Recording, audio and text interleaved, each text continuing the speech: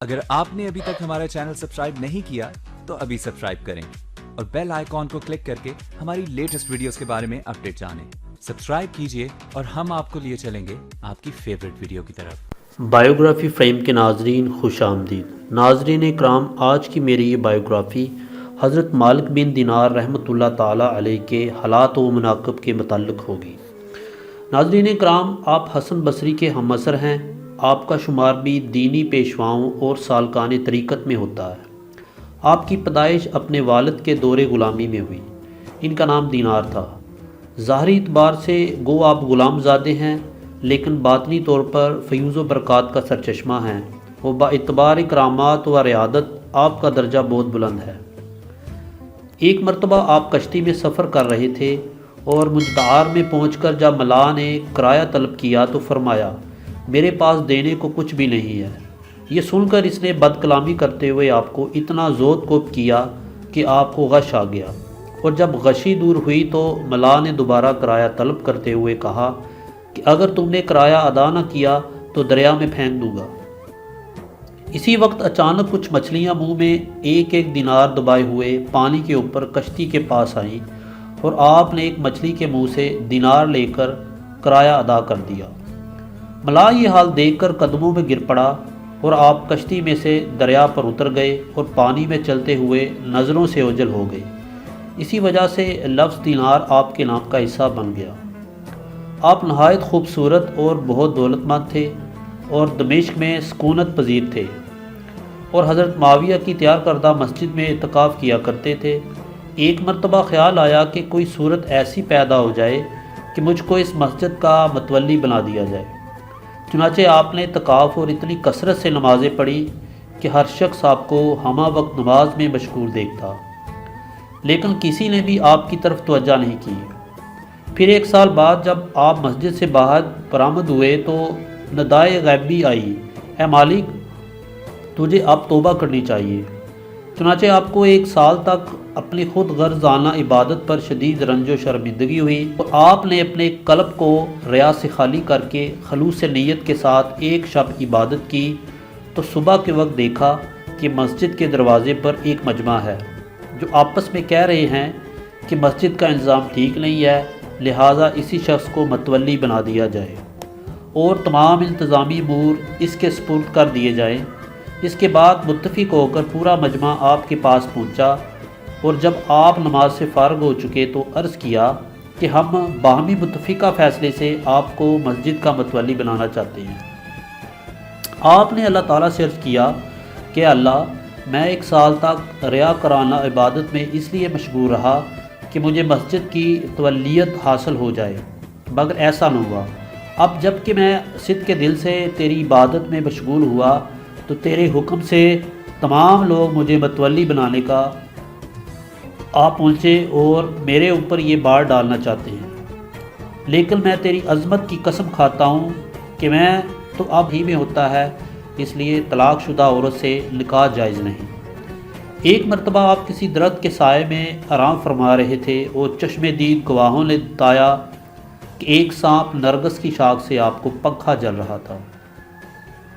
आप अक्सर फरमाया करते कि मैं शिरकत जहाद का ख्वाहिशमंद हूँ, लेकिन जब एक मौका जहाद का आया तो मुझको ऐसा बुखार आया कि जाने का नाम ही ना लेता था।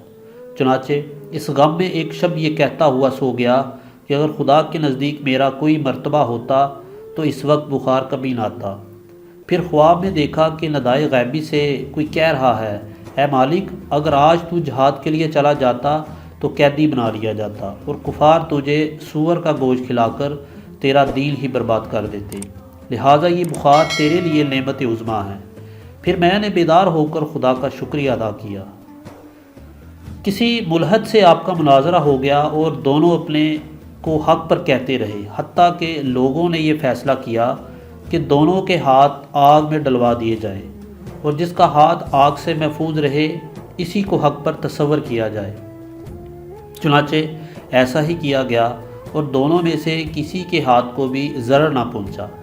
लोगों ने फ़ैसला कर दिया कि दोनों बरहक हैं, लेकिन आपने दिल तंग होकर अल्लाह ताला से अर्ज़ किया कि 70 साल मैंने इबादत में गुजार दिए, मगर तूने मुझे एक मुलहद के बराबर कर दिया, ندا آئی کہ اے مالک، تمہارے ہاتھ کی برکت سے ہی ایک ملحد کا ہاتھ بھی آگ سے بچ گیا، اور اگر وہ تنہا آگ میں ہاتھ ڈال دیتا تو یقیناً جلس جاتا۔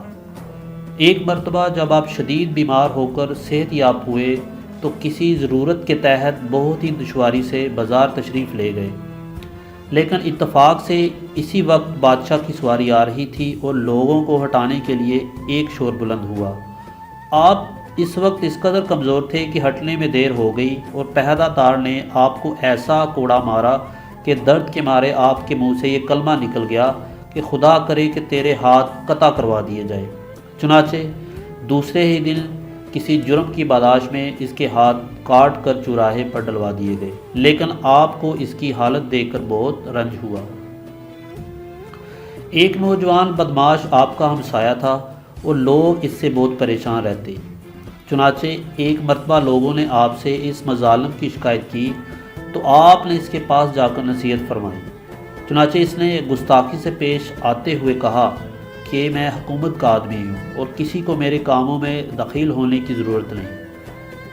آپ نے جب اس سے فرمایا کہ میں بادشاہ سے تیری شکایت کروں گا تو اس نے جواب دیا کہ وہ بہت ہی کریم ہے، وہ میرے خلاف کسی کی بات نہیں سنے گا۔ آپ نے فرمایا کہ اگر وہ نہیں سنے گا تو میں اللہ تعالیٰ سے عرض کروں گا۔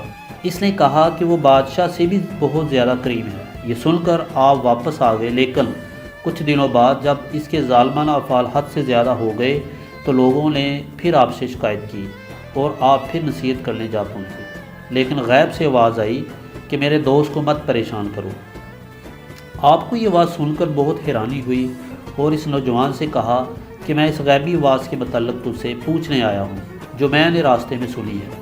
اس نے کہا کہ اگر یہ بات ہے تو میں اپنی تمام دولت راہ خدا میں خیرات کرتا ہوں، اور پورا سامان خیرات کر کے نامعلوم السمت کی طرف چلا گیا، جس کے بعد سوائے مالک بن دینار کے کسی نے اس کو نہیں دیکھا، اور آپ نے بھی مکہ معظمہ میں اس حالت میں دیکھا کہ بہت ہی کمزور مرنے کے قریب تھا، اور کہہ رہا تھا کہ خدا نے مجھ کو اپنا دوست فرمایا ہے، اس پر اور اس کے احکام پر جان و دل سے نثار ہوں، اور مجھے علم ہے کہ اس کی رضا صرف عبادت ہی سے حاصل ہوتی ہے، اور آج سے میں اس کی رضا کے خلاف کام کرنے سے تائب ہوں۔ یہ کہہ کر دنیا سے رخصت ہو گیا۔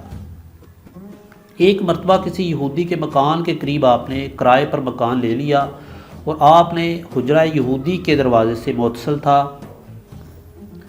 چنانچہ یہودی نے دشمنی میں ایک ایسا پرنالہ بنوایا جس کے ذریعے پوری گندگی آپ کے مکان پر ڈالتا رہتا، اور آپ کی نماز والی جگہ ناپاک ہو جایا کرتی، اور بہت عرصے تک وہ یہ عمل کرتا رہا، لیکن آپ نے کبھی شکایت نہیں کی۔ ایک دن اس یہودی نے خود ہی آپ سے عرض کیا کہ میرے پرنالے کی وجہ سے آپ کو تو کوئی تکلیف نہیں پہنچتی۔ آپ نے فرمایا پرنالے سے جو غلاظت گرتی ہے اس کو جھاڑو دے کر روزانہ ڈو ڈالتا ہوں، اس لیے مجھے کوئی تکلیف نہیں۔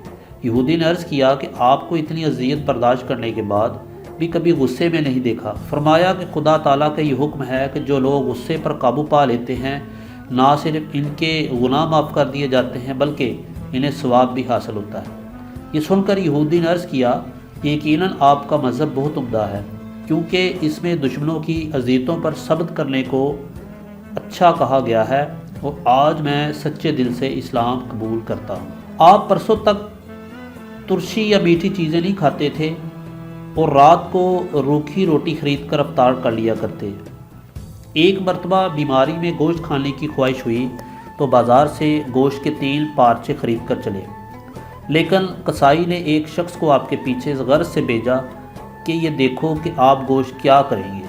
آپ نے کچھ دور چل کر گوشت کو سونگھ کر فرمایا کہ اے نفس، سونگھنے سے زیادہ تیرا حصہ نہیں، اور یہ کہہ کر وہ گوشت ایک فقیر کو دے دیا۔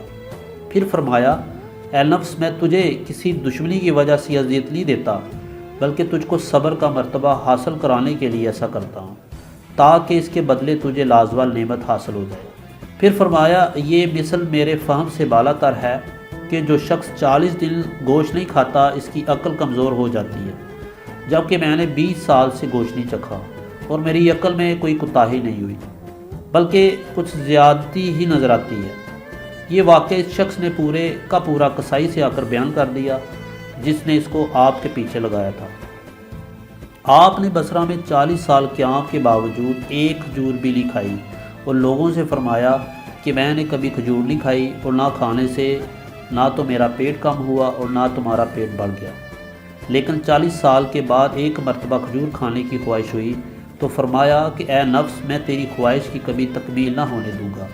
اور جب خواب میں آ کر آپ کو کھجور کھانے کا اشارہ ملا اور یہ فرمایا کہ نفس پر سے پابندی ختم کر دے، تو آپ نے بیداری کے بعد نفس سے خطاب کرتے ہوئے فرمایا کہ میں اس شرط کے ساتھ تیری تمنا پوری کر سکتا ہوں کہ تو ایک ہفتہ تک مسلسل روزے رکھے۔ چنانچہ نفس کشی کے لیے ہفتہ بھر کے روزے رکھے۔ اس کے بعد کھجوریں خرید کر مسجد میں لے گئے، مگر وہاں کھانے سے قبل ایک لڑکے نے اپنے باپ کو آواز دے کر کہا کہ مسجد میں کوئی یہودی آ گیا ہے۔ اس کا باپ یہودی کا نام سنتے ہی ڈنڈا لے کر دوڑا، لیکن آپ کو شناخت کر کے معافی کا خواستگار ہوتے ہوئے کہا کہ ہمارے محلے میں دل میں یہودیوں کے سوا کوئی نہیں کھاتا اور سب لوگوں نے روزے رکھے ہوئے ہیں، اس لیے بچے کو آپ کے یہودی ہونے کا شبہ ہوا، آپ اس کی خطا معاف فرما دیں۔ یہ سنتے ہی آپ نے جوش میں آ کر فرمایا کہ بچوں کی زبان غیبی زبان ہوتی ہے۔ پھر اللہ تعالیٰ سے عرض کیا کہ بغیر کھجور کھائے ہوئے تو آپ نے یہودیوں میں شامل کر دیا، اور اگر کہیں کھا لیتا تو نامعلوم کفار سے بھی زیادہ میرا برا انجام ہوتا، لہٰذا میں قسم کھا کر کہتا ہوں کہ اب کبھی کھجور کا نام نہ لوں گا۔